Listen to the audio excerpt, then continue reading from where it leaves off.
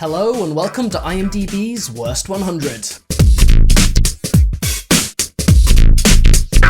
Today we're looking at number 89, Dragonball Evolution.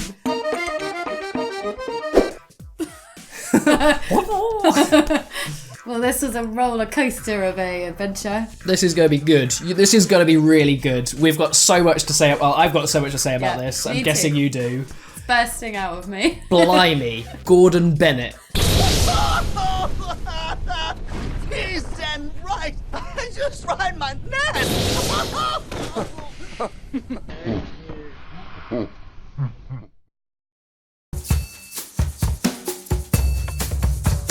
The plot of Dragon Ball Evolution.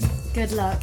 Okay, so got our hero, Goku. He goes to an American-style kind of high school, and it seems like it's some kind of possibly alternative universe, or maybe like slightly futuristic, and he looks like he's bullied by some of the other kids who are your classic American bullies who are basically psychopathic in their bullying.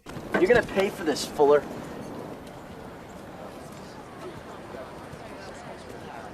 Make me pay, Giko.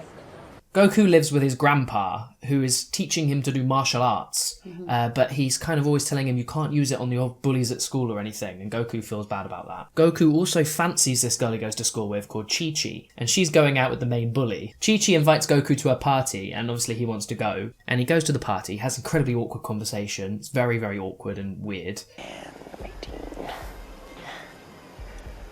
Cool.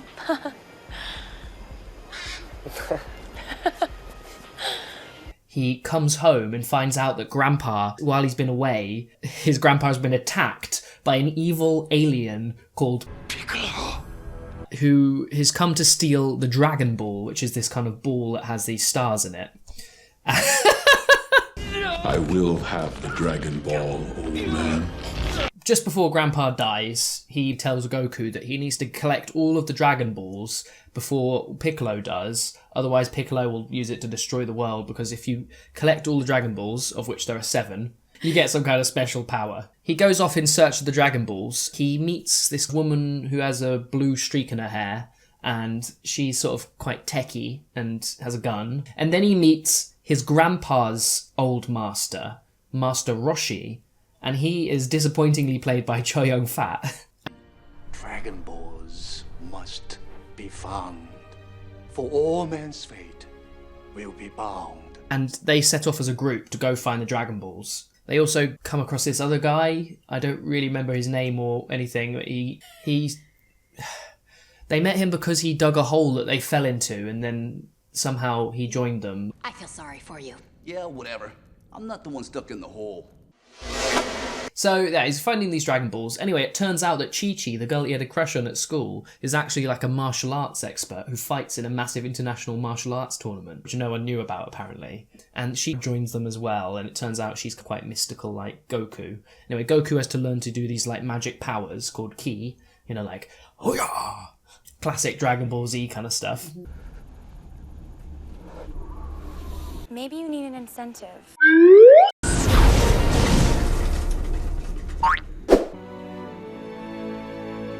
And a load of stuff happens.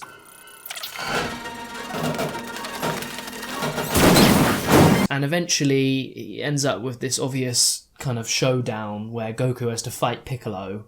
It turns out that Goku was actually some kind of monster sent to destroy Earth when he was a baby. And he becomes the monster, but then Cho Yun-fat dies, and that somehow makes Goku turn back into himself. Don't let Osaru destroy the Goku in you. And then he defeats Piccolo. The day is basically saved, except that you get this kind of teaser at the end where it's revealed that, oh, Piccolo's still alive. Obviously, they never made a sequel, but they thought that they might. Yeah, they were prepared. Yeah. Before I ask you this question, I'm just going to tell you a fact. The writer of this film has since apologised for writing it and said he just did it for the money, his heart wasn't in it, and he's ashamed to have it to his name. So with that in mind, what do you think of the story and the writing in this film? Oh, it was just so appalling. I was so cross cross at the story because they just rushed through bits. They just told you stuff in the most unimaginative way. It's just a sort of like blank void of a person just stating something. Yeah. That's just this ridiculous world they've created anyway. To banish Piccolo from this world, you must find the Dragon Balls before the eclipse.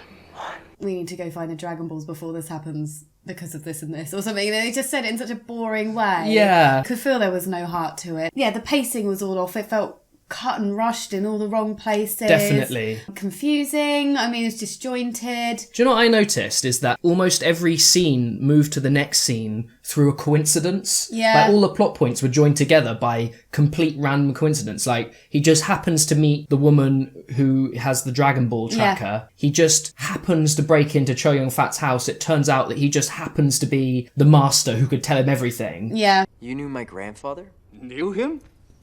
I trained him. No shit. Every single plot point is just random dumb luck, which when you put it all together just adds up to a really bizarre set of sequences that have almost no relation to each other. And I mean, I left that film not knowing anything really about this world they sort of half created.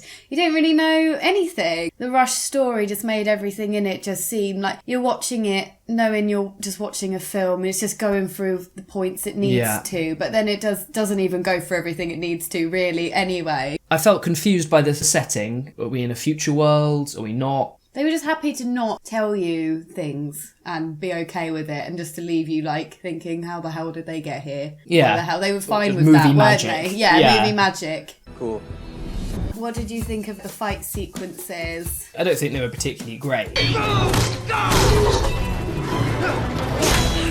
The special effects look a bit jonky in places. Is jonky a word? I don't know.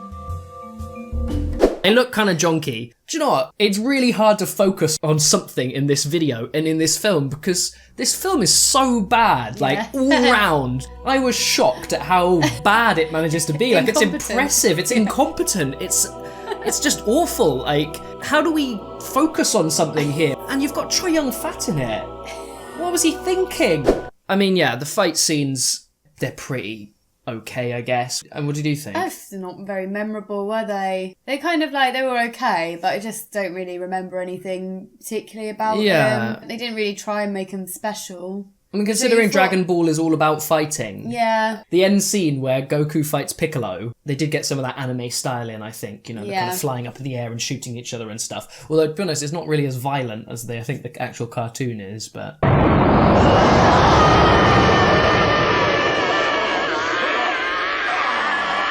What surprise, I haven't bothered with anything. No edge.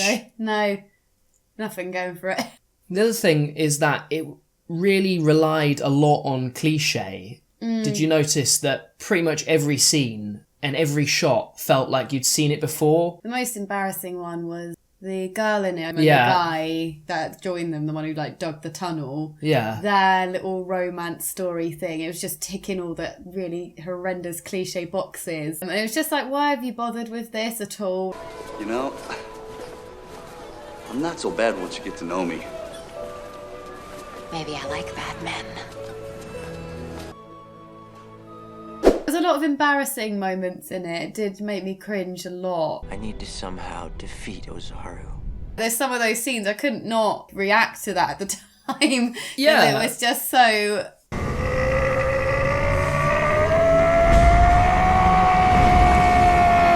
It was a cringe fest. There's no other word to describe it. It's probably one of the cringiest films we've seen. It doesn't have any conviction. Yeah. Or like anything. It just leaves that like horrible feeling. You watch something, you just feel just disturbed. Yeah, the thing is, it doesn't really manage to get cheesy fun in either. Like it's not having fun with its kind of like silliness. It's not having fun with anything. It should be a fun film. It just fails completely at that, doesn't it?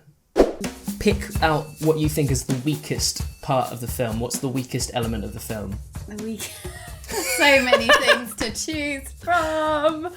One of the things was like the lack of character of especially the villain, Piccolo. Yeah. He looked like a Brussels sprout for a start.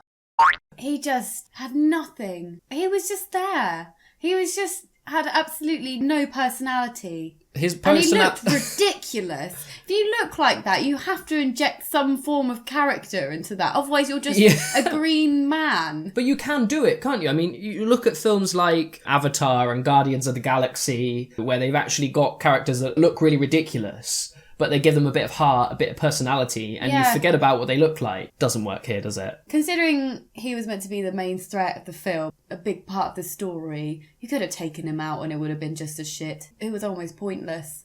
We already covered it already, but the story and the pacing of the story and the lack of care is probably the driving force of what makes this film so terrible. But the medley of everything just being completely atrocious. Like, I can't really think of one thing that's actually good in it.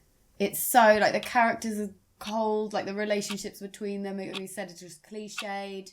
Just nothing works. I mean, would you say there was anything I'm trying good? to think. I'm genuinely trying to think if there was anything good, and I can't think of anything. Who do you think that this film is worse for?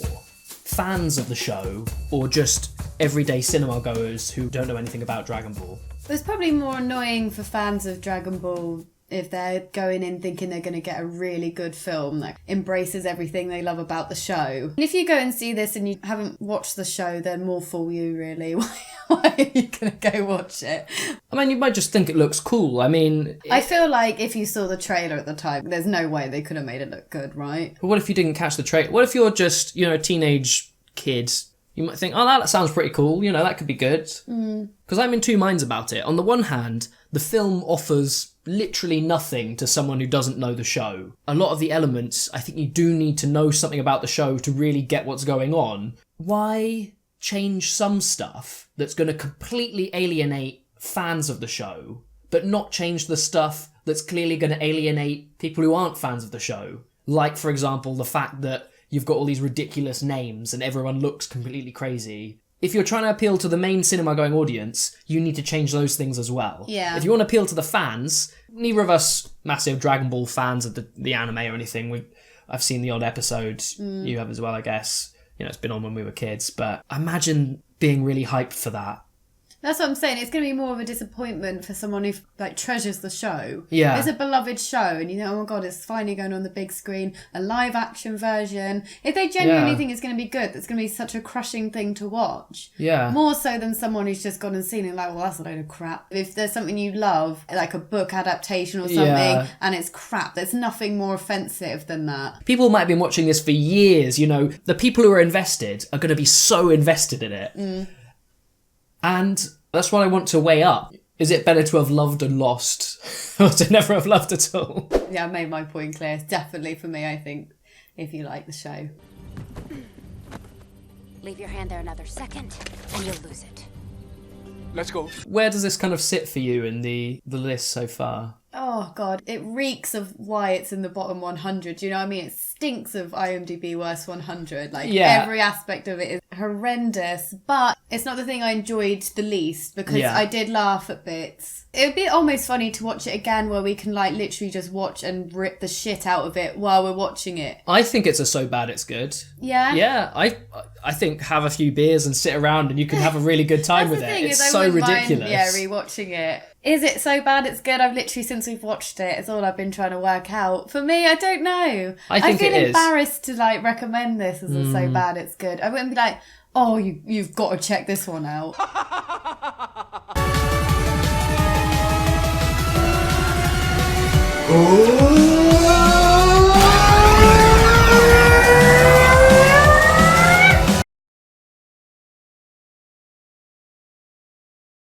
I feel like we could do a much longer video on this. It could go on forever. There's so much to say. We could pretty much go through this scene by scene. Yeah. Maybe we should one day. What do you reckon? Anyway, thanks very much for watching.